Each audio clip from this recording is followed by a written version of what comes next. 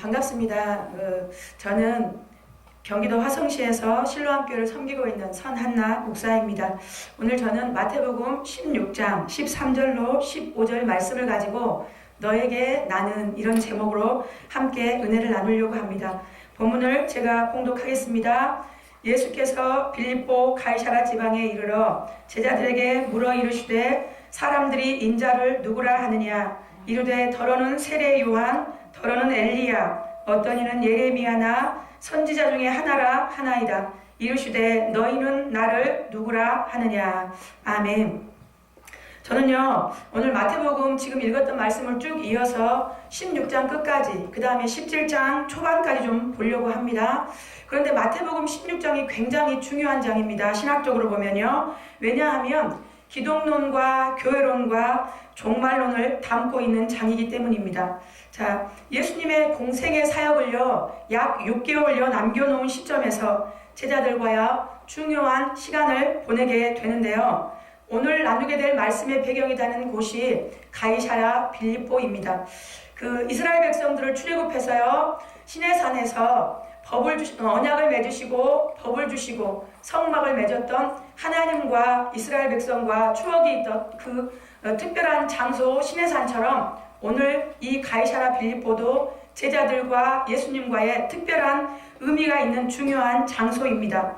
첫 번째로 보시면요. 오늘 그 가이사라 빌립보에서 기독론과 교회론과 종말론이 나오게 되고 두 번째 보시면요. 죽으심과 부활하심을요. 예수님께서 3번 말씀하시는데 오늘 처음으로 말씀하시는 곳이 가이사라 빌립보입니다. 이 도시는요. 원래 그 가이사 아구스토가 헤롯 대왕에게 선물한 하사한 도시였는데요. 나중에 헤롯 빌립 2세가 그곳을 새롭게 정비해서 황제를 기다린다는 의미로 가이사라로 이름하고요. 나중에 지중해 연안의 항구 도시 가이사라와 구별하기 위해서 자신의 이름을 붙여서 가이사라 빌립보라 이름하였습니다. 시기적으로 보면요. 지금 이때는요. 세례 요한이 참수를 당한 후에 제자들과 운둔의 시간을 보내고 계십니다.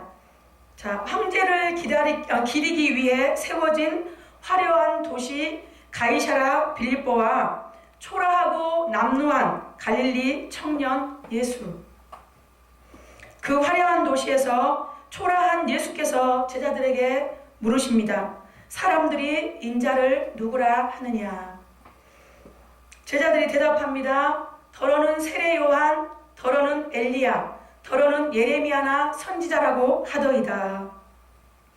그리고 예수께서 제자들에게 이번에 다시 물으십니다. 너희는 나를 누구라 하느냐. 사람들은 세례 요한이라고도 했고 엘리야라고도 했고 예레미야나 선지자라고도 했습니다. 그런데요 사람들의 평가보다 제자들에게 예수님이 누구신지 듣고 싶으셨습니다. 베드로가 그 물음에 대답합니다. 16장 16절 하반절에 보시면요. 주는 그리스도시요 살아계신 하나님의 아들이시니이다. 이 고백 속에요 그리스도론 즉 기독론이 나옵니다. 베드로의 그 고백 후에요 예수님 말씀하십니다. 17절과 18절 하반절에 보시면요 바요나 시몬아 내가 복이 있도다. 이를 알게 한 이는 혈육이 아니요 하늘에 계신 내 아버지시라. 그 다음에 내가 이 반석 위에 내 교회를 세우리니 음부의 권세가 이기지 못하리라. 이 말씀을 통해서요 교회론입니다. 그러니까 화려한 외형적 건물이 교회가 아니라 주가 그리스도이심을 고백하는 무리가 교회인 줄 믿습니다. 예, 거기까지 말씀하시고 중요한 발표를 하시는데요. 마태복음 16장 21절에 보시면 이렇게 말씀하십니다. 내가 예루살렘에 올라가면 장로들과 그 다음에 대제사장들과 서기관들에게 고난을 받고 죽으실 것과 부활하실 것을 처음으로 말씀하십니다.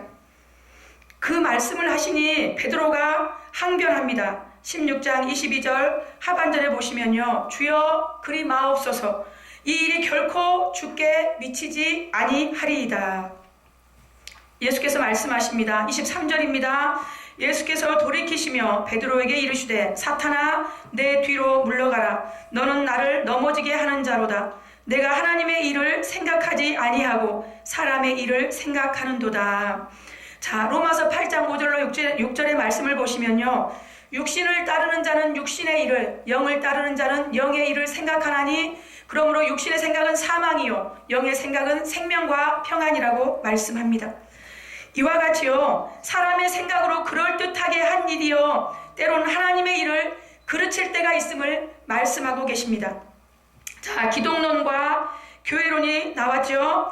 27절 28절을 보시면요, 인자가 아버지의 영광으로 그 천사들과 함께 오리니 그때에 각 사람이 행한 대로 갚으리라. 진실로 너희에게 이르노니 여기 서 있는 사람 중에 죽기 전에 인자가 그 왕권을 가지고 오는 것을 볼 자들도 있느니라. 종말론입니다. 자, 말씀을 하시고요, 100년 전에도 오시지 않았고 10년 전에도 오시지 않았고 1년 전에도, 아니 어제도 오시지 않았지만요, 반드시 마지막 때에 성취되어질 말씀입니다. 즉 주가 그리스도이심을 고백하는 무리가 교회이며 그 교회에게 예수님 다시 오시는 종말이 있음을 말씀하신 것입니다. 그리고 17장에 보시면요, 엿새 후에 베드로와 야고보와 요한을 데리고 가셔서 보여주신 사건이 변화산 사건이었습니다. 마태복음 17장 2절로 3절 말씀을 보시면 그들 앞에서 변형되사 그 얼굴이 해같이 빛나며 옷이 빛과 같이 희어졌더라. 그때에 모세와 엘리야가 예수와 더불어 말하는 것이 그들에게 보이거늘. 자, 모세와 엘리야와 예수님이 함께 있습니다. 자, 모세가 출애굽했던 때가 BC 1446년도입니다. 그 다음에 엘리야는요, 아합 왕 때 활동했던 선지자인데 아합 왕의 통치가 BC 876년에서 854년까지 제위 기간입니다. 그때 활동했던 선지자가 엘리야입니다. 그 다음에 예수님은요, 지금 당시 현존하셔서 살아계신 분으로 계십니다. 그러니까 모세와 엘리야도요 600년 이상 차이가 납니다. 엘리야와 예수님도 800여 년 이상이 차이가 납니다. 모세와 예수님과는요 1400년 이상이 차이가 납니다. 이렇게 시대를 넘어 함께하고 있는 모세와 엘리야와 예수님의 변화산의 모습인데요, 이것은요 기독론, 교회론, 종말론이 이론이 아닌 실제임을 보여주신 사건이 변화산 사건이었습니다. 그러니까 하나님께 택함받은 그의 백성들이요 각기 살았던 시대를 초월하여서 그리스도 안에서 종말의 때에 죽은 자와 산 자가 더불어 주님과 영원히 함께 할 것을 보여주신 것입니다. 그래서요, 인종이 다르고 그 다음에 문화가 다르고 언어가 다르고 우리의 교육 수준이 다르고 자라는 환경이 다르고 우리가 각기 달란트들이 다 다른데요, 그런 모든 사람들이 하나 될 수 있는 길은요 오직 예수 그리스도 안에서입니다. 유대 지도자들은 구약을 외우다시피 연구한 사람들이었습니다. 구약에서 예언된 메시아를요 누구보다 손꼽아 기다렸던 자들이 그들이었습니다. 그런데 정작 임마누엘로 눈앞에 와 계신 예수님을 알아보는 자들은 없었습니다. 예수께서 그들에게 말씀하셨습니다. 요한복음 5장 39절인데요. 너희가 성경에서 영생을 얻는 줄 알고 성경을 연구하거니와 이 성경이 곧 나에게 대하여 증언하는 것이라. 그렇게까지 말씀하셨어도 영적으로 눈감은 유대 지도자들에게 예수님은요 그저 목수의 아들에 불과했습니다. 예수님 당시에요 능력 많으신, 즉 죽은 자를 살리셨고 눈먼 자를 보게 하셨고 그 다음에 안진뱅이를 걷게 하시고 보리떡 5개와 물고기 2마리로 그 많은 무리들을 먹이고 남기기까지 했던 그 능력 많으신 예수님의 12제자 안에 들었다는 건 굉장한 영광이요 많은 사람들의 부러움의 대상이 되었을 것입니다. 그런데요 그 12제자 중에 하나인 가룟 유다에게 예수님은요 은 30과 맞바꿀 수 있는 분에 불과했습니다. 또 가이사라 빌립보에 오시기 몇 개월 전에 있었던 세 번째 유월절에 오병이의 기적을 베푸셨는데요. 그것을 본 많은 사람들이 예수님을요 경제 대통령, 즉 왕을 삼고자 많은 이들이 따랐습니다.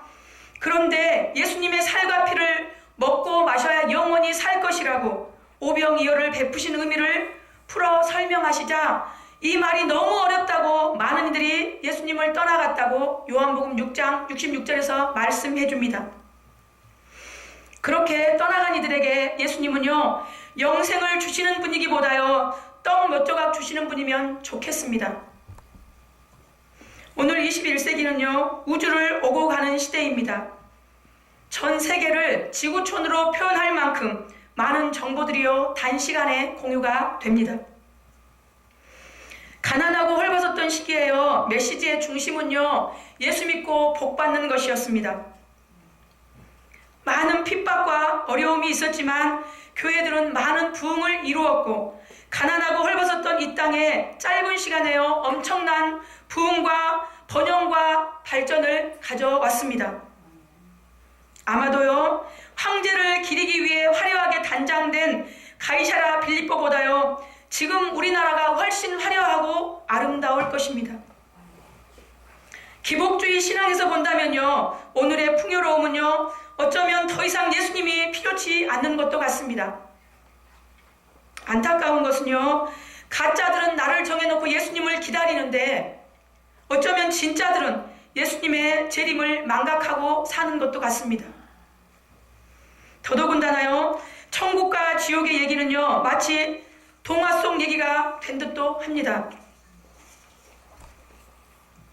어찌되었든 구약에서 오시리라 예언된 메시아가 말씀이 육신이 되어서 그들 가운데 오셨는데 그 예수님을요 선지자들 중 하나라고 고백하는 자들이 있었고 누군가에겐 은 30보다 못했고 또 누군가에겐요 떡 몇 조각을 주시는 분이면 좋겠고 또 다른 누군가에겐 목수의 아들에 불과했습니다. 그러나 베드로에게 예수는요 그리스도시요 살아계신 하나님의 아들이었습니다. 저와 여러분의 고백이 되어지기를 예수님의 이름으로 소망합니다. 그렇게 바른 기독론의 고백 위에요 교회를 세우시겠다 말씀하시고 종말을 말씀하셨듯이 오늘을 사는 저와 여러분에게도 바른 신앙의 고백은 중요한 줄 믿습니다. 주를 누구로 고백하느냐에 따라서요 교회론과 종말론 또한 달라질 것이기 때문입니다. 화려한 도시 가이사랴 빌립보에서 초라하고 남루한 예수께서 제자들에게 너희들은 나를 누구라 하느냐 물었던 물음과 동일한 질문을 오늘 21세기에 이 화려한 세상을 살아가고 있는 저와 여러분에게도 물으십니다. 너에게 나는 누구이냐고. 기도하겠습니다. 좋으신 하나님 아버지, 화려한 도시 가이사랴 빌립보에서 제자들에게 너희는 나를 누구라 하느냐 물으셨던 물음이 오늘 21세기 눈부신 발전을 가져온 이 시대를 사는 저희에게도 너희들은 나를 누구라 하느냐 물으시는 물음 같습니다. 저희에게도 주는 그리스도시요 살아계신 하나님의 아들이시며 우리의 구원자이심을 고백합니다. 이 고백이 주님 다시 오시는 그날까지 변치 말게 주님 우리를 도와주시기를 원합니다. 다시 오실 예수 그리스도의 이름으로 기도하옵나이다. 아멘.